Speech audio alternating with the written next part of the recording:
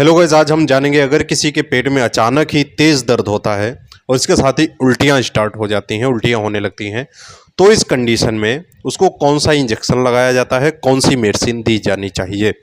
दोस्तों, बहुत से लोग ऐसे हैं जो हमारे वीडियो देखते हैं, प्रैक्टिस करते हैं, क्लिनिक चलाते हैं या फिर हॉस्पिटल वगैरह में काम करते हैं या फिर मेडिकल स्टूडेंट हैं।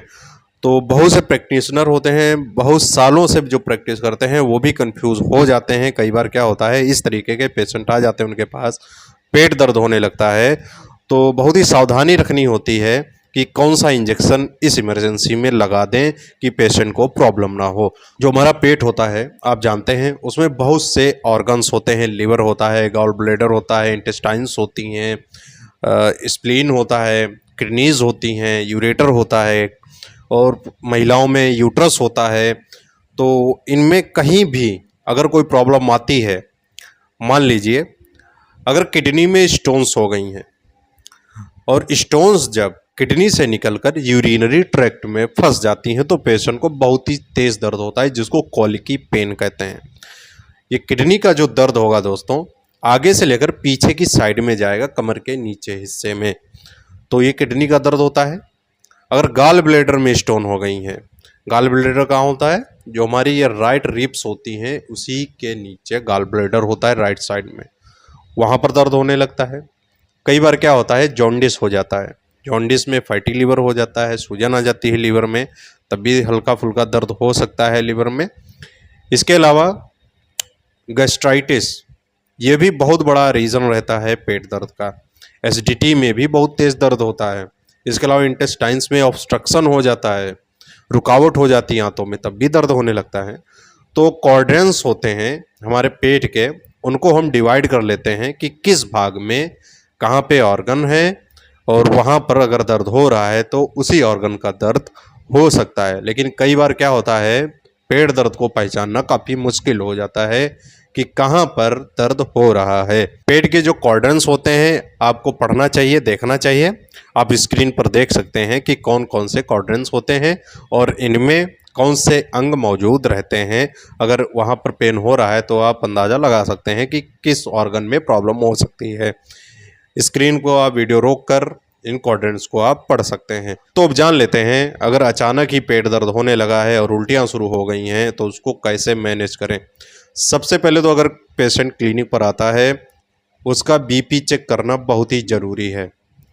बीपी चेक करते हैं, आपको पता लग जाएगा कि पेशेंट डिहाइड्रेट तो नहीं है। डिहाइड्रेशन की वजह से भी कई बार क्या होता है, पानी की कमी हो जाती, पेट में दर्द स्टार्ट हो जाता है।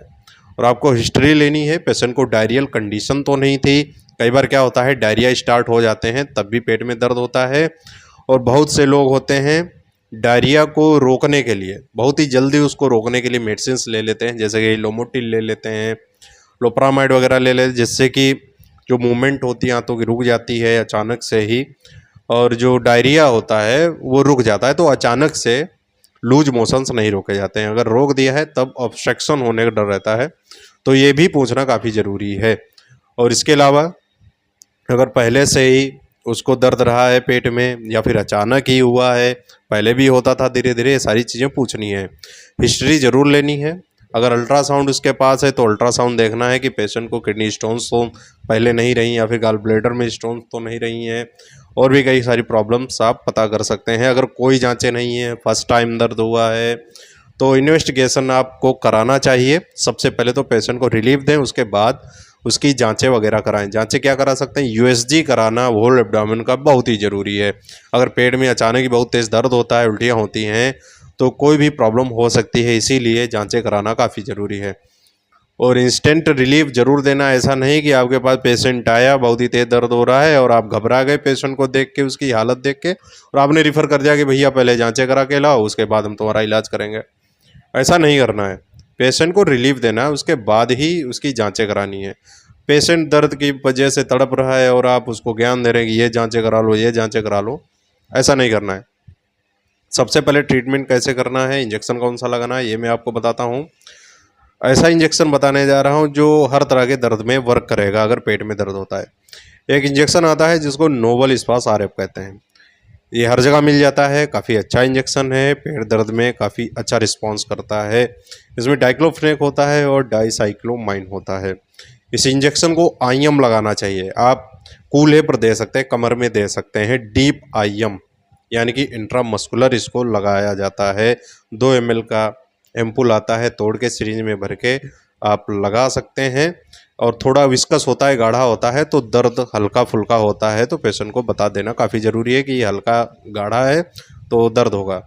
इस इंजेक्शन को लगाने से होता क्या है, अगर किडनी स्टोन्स हैं और यूरिनरी ट्रैक्ट में फंसी हैं, और जो डाइसाइक्लोमाइन होता है वो डायलेट करता है यूरिनरी ट्रैक्ट को। जो किडनी स्टोन होती हैं धीरे धीरे आगे बढ़ती हैं और पेशाब जरिए बाहर निकल जाती हैं, तो उसमें रिलीफ मिल जाता है। इसके साथ ही आप जानते हैं डाइक्लोफेनेक हर तरह के दर्द को कम कर देता है। अगर लीवर में प्रॉब्लम है, हाथों में इन्फेक्शन है, ऑब्स्ट्रक्शन है, तो उसकी वजह से दर्द हो रहा है तो वो दर्द भी कम हो जाता है। तो पहला इंजेक्शन ये। और उल्टियाँ बराबर हो रही हैं तो सबसे पहले तो उल्टी को रोकने के लिए आपको वोमिकाइंड इंजेक्शन आता है, इमसेट आता है जिसमें ऑन्डेस्ट्रान होता है। ये आईवी स्टेट देना है, आईवी यानी कि इंट्रावेनस। आईएम नहीं देना, आईएम देंगे तो 15-20 मिनट लग जाते हैं इफेक्ट होने में। तुरंत उसकी उल्टी रोकना काफ़ी ज़रूरी है। उल्टी अगर नहीं रोकेंगे तो पेट दर्द नहीं बंद होगा, और उल्टियाँ होने की वजह से जो आंतें होती, पेट होती, मसल्स होती, वो सब खींच जाती हैं, जिसकी वजह से दर्द नहीं कम होता है। तो ऑन्डेस्ट्रान इंजेक्शन देना है, आईवी आप वीगो लगाइए, कैन्युला लगाइए या फिर नस में डायरेक्ट लगा दीजिए पेशेंट को, जिससे कि उल्टी से रिलीफ मिल जाता है। और नोवल इस्पास जो इंजेक्शन है वो कमर में दे देना है। और इसके साथ ही आपको नोटिस करना है पेशेंट डिहाइड्रेट तो नहीं है, पानी कितना पीता है, पानी की कमी तो नहीं है, बीपी चेक किया, बीपी लो है, तो सबसे पहले उसको आईवी फ्लूइड्स देना है। आईवी फ्लूइड में कौन सा दिया जाता है, कौन सी बोतल लगाई जाती है, इस टॉपिक मैंने ऑलरेडी वीडियो बना रखा है, लिंक आपको डिस्क्रिप्शन में मिल जाएगा, जिसमें मैंने बताया था कि किस कंडीशन में कौन सी बोतल लगानी चाहिए। फिर भी बता देता हूँ कि अगर उल्टियाँ हो रही हैं, पेट दर्द हो रहा है, तो आपको नॉर्मल सलाइन लगानी चाहिए, एनएस जिसको बोलते हैं, इसको लगाना ज़रूरी रहता है।